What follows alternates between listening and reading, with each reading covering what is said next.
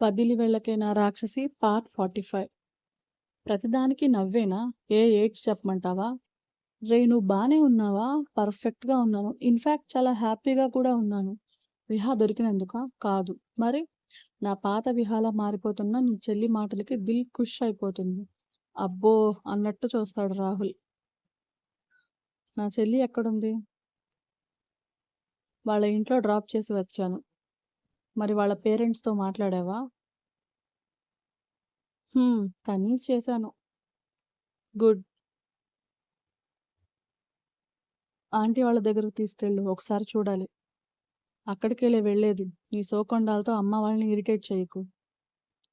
ఎతవ friend అంటే లెక్కే లేదు. ముడ్డి కిందకి 30 వచ్చాయి. ఇంకా ఏం లెక్క పెట్టాలిరా ఇడియట్! అబ్బా! వీడు నాతో ఆడేసుకుంటున్నాడు అని ఫ్రస్ట్రేట్ అవుతాడు రాహుల్.